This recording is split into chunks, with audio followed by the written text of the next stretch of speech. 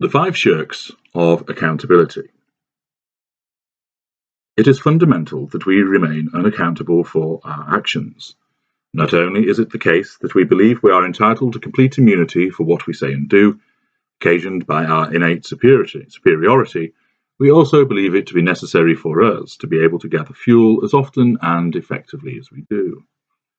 If we were slowed down by having to make meaningful apologies, explain ourselves, account for what we have done, and accept responsibility for the consequences, this would absorb time that would be far better spent in the pursuit of fuel.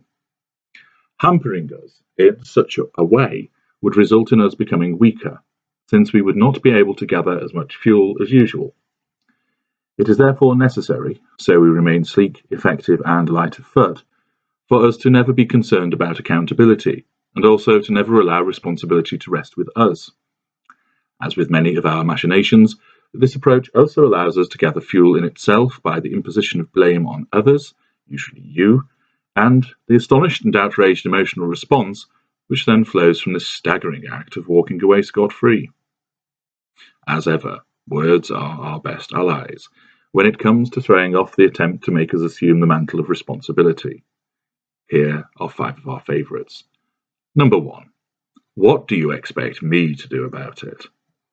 I regularly brag about how brilliant and special I am, that I have many talents, and if I so choose, I could remedy many situations within moments. But notwithstanding this being the stance that I adopt to the world at large, I am not going to do that with you. Not a chance. I am not here to pick up the pieces after you, although I expect you to do so for me repeatedly. I can do as I like, and you are obliged to make good the damage that I cause. Collect the broken pieces of crockery, apologise to the shell-shocked friend after an outburst, try to solve the financial headache that I have left. If you have caused a problem, and let's face it, it is always your fault anyway, you cannot expect me to do something about it. I am above such menial tasks. I have important and bigger things to attend to, such as, I don't have to explain myself to the likes of you. If I cause the problem, which in reality is usually the case, I am not going to do anything about it. Number 2, deal with it. That's the way it is, and you had better get used to it.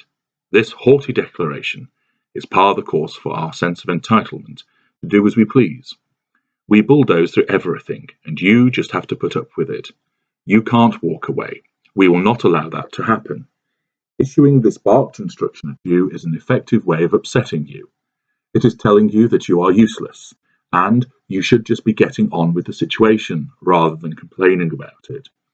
You shouldn't be complaining. You should have already guessed that you needed to sort the situation out.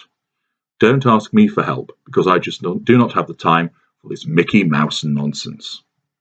3. You caused this to happen. We like to maintain that we act with the omnipotence of a god. But how many times have you found that you have somehow caused something to happen so that it would suggest that you exercise the powers of a deity? My late arrival was down to you. My failure to remember something was caused by you. My infidelity for the 6th time was wholly as a consequence of what you have done. At its most brutal, this declaration is issued without any explanation as to why it is that you caused the problem to arise. We say that it is the case, therefore that must be right. Does this exchange seem familiar? You ask, why is that the case? It just is. But why? Because I say so. Other than our kind, who comes out with such assertions bereft of reality or explanation? That's right, children. That tells you all you need to know about our mentality when we accuse you of being the one who has caused the problem. If you are fortunate enough to be given some kind of explanation, it makes perfect sense when viewed from our perspective, although it will not from yours.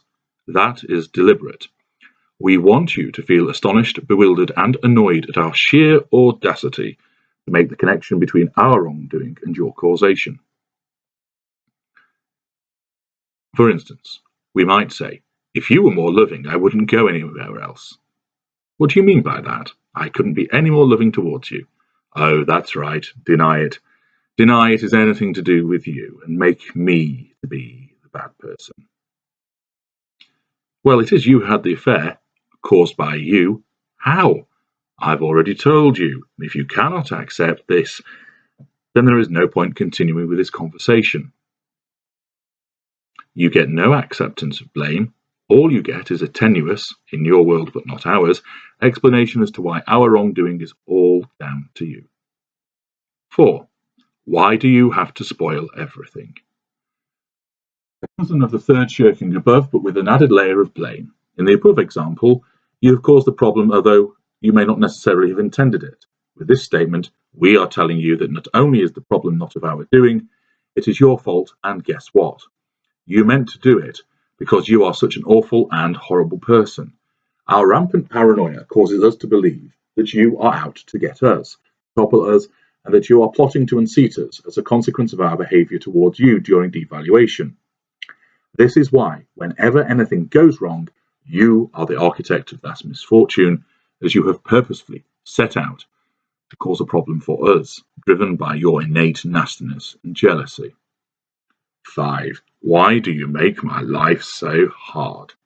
Poor us, put upon by you and your terrible behaviours. This is often thrown at you when you have begun to wise up to our manipulations, and either through choice or out of sheer exhaustion, you are no longer engaging with our provocations and machinations. What we are actually saying to you here is, why do you make it so hard to extract fuel from you?